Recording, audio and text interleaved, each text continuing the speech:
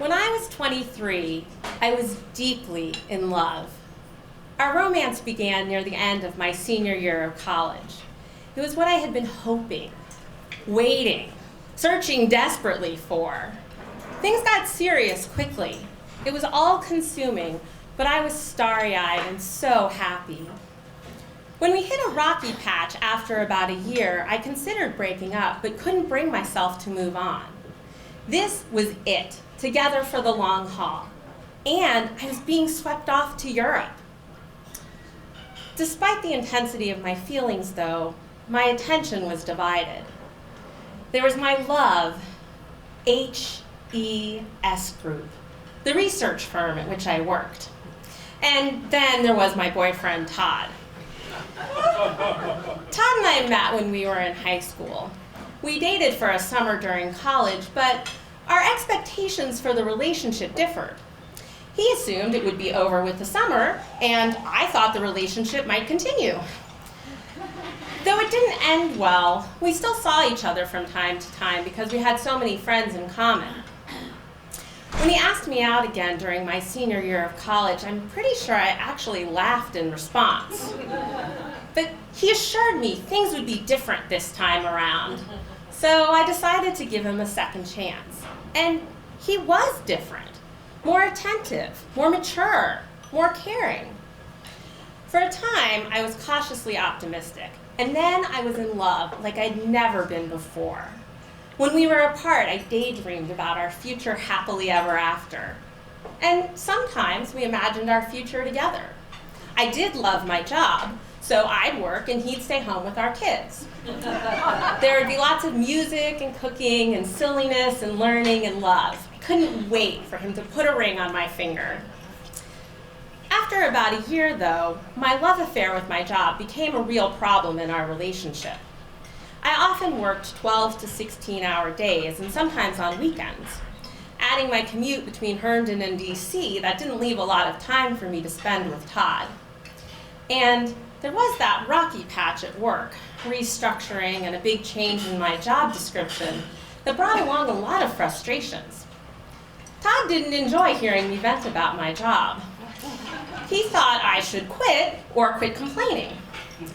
I thought he should be more understanding.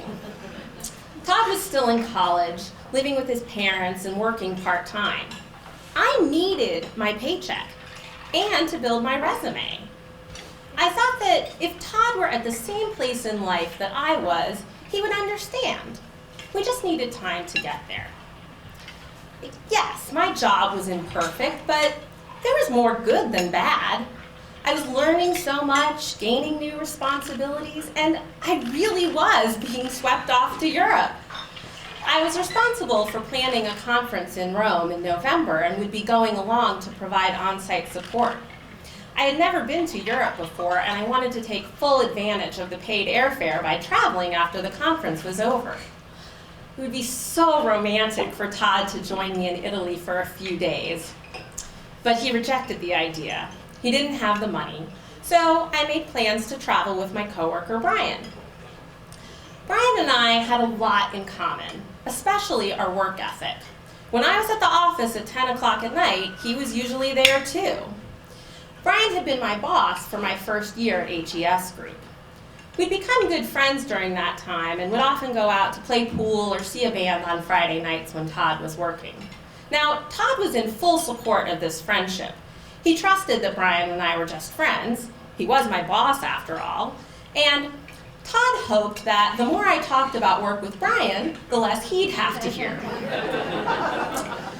The month leading up to the conference, I was busier than ever. I had to make travel arrangements, process registrations, arrange logistics with a professor in Rome, coordinate with speakers all over the world, produce the printed conference materials, and figure out how to get more than 30 boxes to Italy.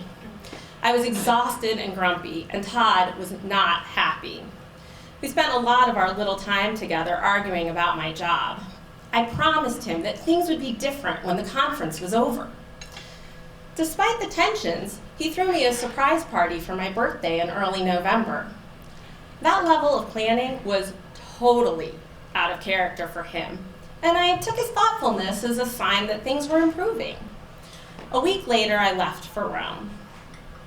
For a couple of days after the conference was over, I toured Rome with a bunch of my coworkers, and then Brian and I boarded the train to Florence.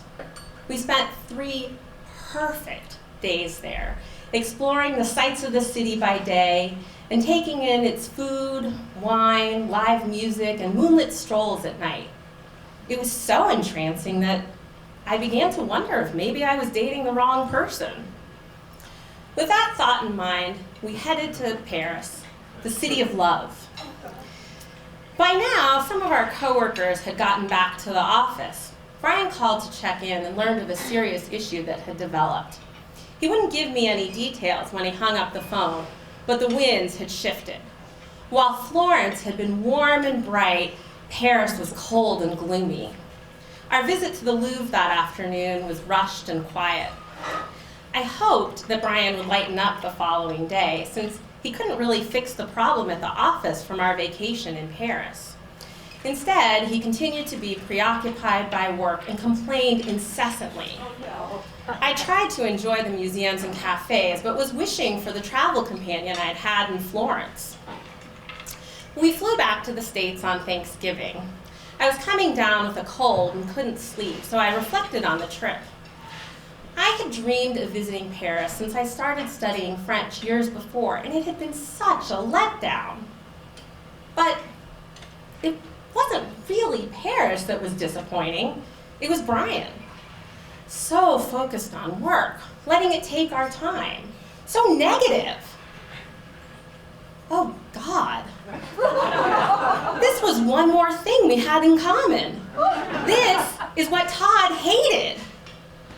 On that Air France plane, I realized that the problem in our relationship wasn't that Todd failed to understand the importance of my job. It was that I did. I didn't want to ruin the possibility of perfect days like Brian had done in Paris, and I couldn't wait to tell Todd my big revelation. When we landed at Dulles, Brian and I parted ways. I went home to have Thanksgiving dinner with my family, and then Todd picked me up to go hang out with our friends. In the car, I gave him a small gift that I had bought for him and started to tell him about my trip. Later in the evening, he brought me back to my house and came inside. I explained that I hadn't told him the most important part of the trip, but before I could say more, Todd shared that he'd had a revelation about our relationship while I was away. He sat me down, took my hand, looked me in the eyes, and took a deep breath. I wasn't sure what was happening. Could this be the moment?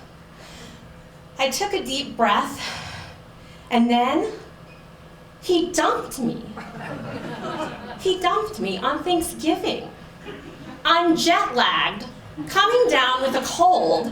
Please, let me tell you, I choose you over my job. But no, apparently I'm the leftovers Thanksgiving.